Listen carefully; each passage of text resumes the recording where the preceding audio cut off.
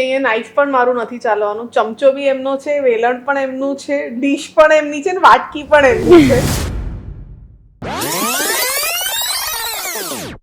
તમારું નામ? અર્પી રાવલ. કેટલા ટાઈમથી કુક કરો છો? જ્યારે 10 વર્ષની હતી ત્યારથી જ હું મમ્મી સાથે બધું કરાવતી કામ, રસોઈ કામ. સૌથી પહેલાં મમ્મીએ કીધું કે તું શું બનાવીશ, કે ચલ થોડી રોટલી પરોઠા એવું બધું બનાવતા શીખ.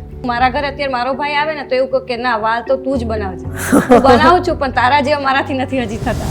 તો આજે તમે કઈ રેસીપી બનાવવાના છો? આજે ઢોકળીનું શાક અને જુવારની રોટી.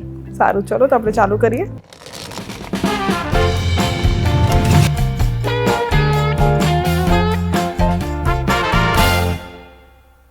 મારું પિયર છે કાઠિયાવાડ સાઈડ, હળવદ ગામ છે. હળવદના આઈ ગેસ લાડવા બહુ લાડવા ફેમસ. ઓકે. અને તમારા માટે ટેસ્ટ કરવા લઈને પણ આવી છું અચ્છા, આજે. ઓકે. આ સ્પેશિયલ ઓકે. લાડવા છે તમારા માટે, જે હું તમારા માટે ટેસ્ટ કરવા લાવી છું. સો ચૂરમાના લાડુ હા, છે. ચૂરમાના લાડુ છે. ઓકે. બહુ જ એટલે બહુ જ સરસ છે. અમારા ઘરમાં વારસાગત 3 પેઢીથી ચાલે છે. પહેલા મારા દાદા હતા તો ગામમાં ફેમસ રસોઈયા, અને પછી એ જ મારા પપ્પાએ સંભાળ્યું, પછી મારો ભાઈ સંભાળે છે હવે. ને લાડવા તો બહુ જ ફેમસ, બધે બહાર પણ પાર્સલ થાય છે.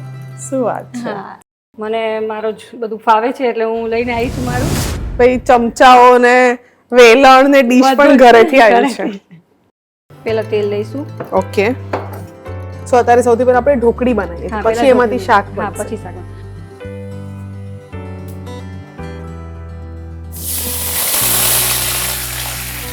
તો આમાં છાશ ને ખાટી લેવાની કે એવું કંઈ ના, ખરી કે એવું normal કશું જ જ, નથી? normal okay. જ. મીઠું નાખીશું સ્વાદ પ્રમાણે, અને આને વેલણની મદદથી ચલાવીશું. અચ્છા. બધું મિક્સ કરી લઈશું. આને ચલાવતા રહીશું. ની સુગંધ બહુ જ સરસ આવી રહી છે. મને પર્સનલી ચણા લોટ એટલો ભાવે છે, મને થાય છે કે હું એકલી ઢોકળી જ ખાઈ જઈશ, હું શાકની રાહ જ નહીં મારો જોઉં. સન એવું જ કરે, સાંજે બનાવી હોય તો પહેલા અડધી ડીશ તો ઢોકળી જ એમને ખાઈ હા, લે. એટલે મને અત્યારે રાહ નથી જોવાતી, તો તમે હલાય રાખો, હું તો થોડુંક તો ખાઈ જ લઈશ. બસ આ ગેસ બંધ કરી દઈશું. બહુ જ સરસ ટેસ્ટ લાગે છે. આઈ ગેસ શાક બનાવવાની જરૂર નથી, મને તો આ પણ ચાલશે. હવે આપણે એક પ્લેટ લેશું અને એને તેલથી થોડી ગ્રીસ કરી લઈશું.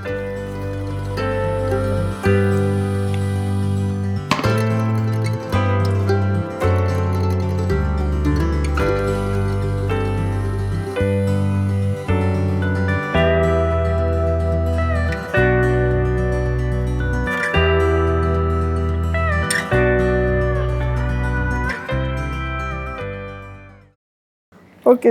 તમારા દાદાની કઈ રેસીપી તમને બહુ જ ભાવે? વાલ, લાડુ દાળ ભાત શાક વાલ બને. અચ્છા, વાલ બને. ઓકે. વાલનું શાક બનાવે, પણ અને વાલ મારા દાદા જ બહુ જ સરસ બનાવતા. Okay. એમનું નામ, મારા દાદાનું નામ ભાઈ શંકરભાઈ, પણ વાલ આખા ગામમાં એમના જેવા કોઈ ન જ બનાવે, એટલે એમનું અચ્છા. નામ વાલજીભાઈ કરી દીધું. ઓહ. હજી હાલમાં કોઈ મારા દાદાનું નામ પૂછે તો કે વાલજીભાઈ જોશીના ઘરે જવાનું છે. સો ઢોકળી તો ઠંડી થઈ રહી છે, હવે શું કરવાનું છે? હવે આપણે એની સાથે જુવારની રોટી બનાવીશું. ઓકે. જુવારની રોટી માટે આપણે એક પેન લઈશું અને તેમાં પાણી, 1 વાટકી પાણી જોઈશે. સો ડાયરેક્ટ લોટ નથી બાંધતા? ના, પેનમાં 1 વાટકી પાણી લઈશું, તેમાં થોડું મીઠું નાખીશું અને 1 ચમચી ઘી નાખીશું. હા, તો હું કંઈક નવું જ જોઈ રહી છું કે રોટલી ક્યારે પણ આવી રીતે પહેલા લોટને ચડાઈને પછી એમાંથી રોટલી ખીચું બનશે. બનાવીને એ જ રીતે પહેલા લોટ બનાવી લેવાનો ઓકે. છે, પછી 5-10 મિનિટ ઠંડો થવા દેવાનો, પછી એકદમ મસળીને લુવા બનાવીને એમાંથી રોટી બનાવવાની.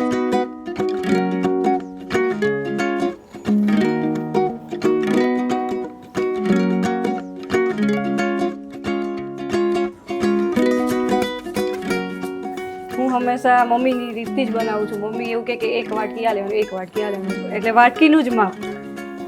આપણો લોટ તૈયાર છે અને આને 5 થી 10 મિનિટ માટે ઠંડો થવા દઈશું. ઓકે. હવે આપણે લોટ ઠંડો થઈ જાય એટલે પહેલા રોટી બનાવી લઈશું, પછી સબ્જી લાસ્ટમાં બનાવીશું. અચ્છા, એટલે સબ્જી બનાવ્યા પછી તરત જ સર્વ હા, કરવાનું? પછી તરત જ્યારે જમવા બેસવાનું ને ત્યારે જ સબ્જી તરત જ બનાવવાની અને તરત જ સર્વ કરવાની. ઓકે. સો રોટલીની જે કન્સિસ્ટન્સી હોય એવો જ લોટ જોઈએ, એવો જ જોઈએ. હવે આમાંથી આપણે મીડિયમ સાઇઝના લુવા બનાવીને રોટી બનાવીશું. ઓકે.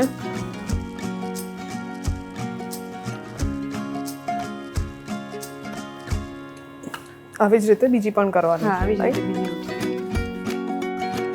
સો આને ઘી લગાવી દઈશું. હા સો મારી રોટલી તો તૈયાર છે. મને જલ્દી શાક ખાવું પડશે.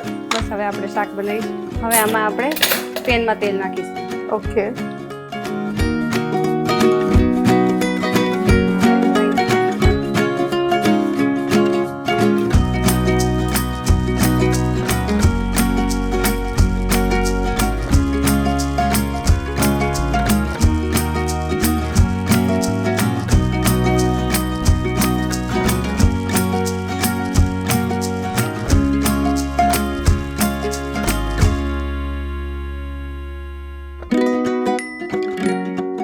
હવે આને ઉકળવા દઈશું થોડી વાર.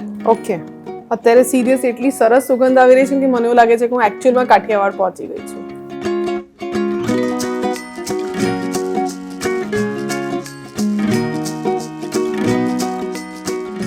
આટલી ઢોકળી આપણે બચાવીને રાખવાની છે. ઓકે. અને આ ઢોકળીનો થોડો આપણે ભૂકો કરી દઈશું. અચ્છા, ચૂરો હા કરીશું. ચૂરો કરી. અને એ પણ આની અંદર જ એડ હા કરવાનો છે. આની અંદર એડ કરવાનું છે જેનાથી ઘટ રસો જે છે એનો ઘટ થશે. ઓકે.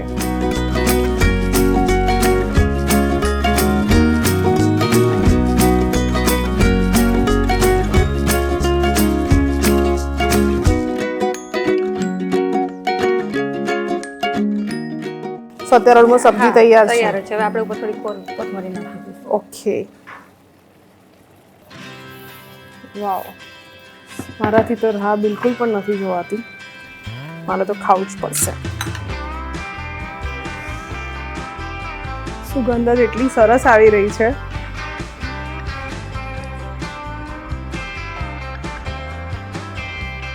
બહુ જ સરસ, બહુ જ એટલે બહુ જ સરસ. Thank you. ચલ, ચા નથી ખાવું? યથાર્થ આવો. ચલ.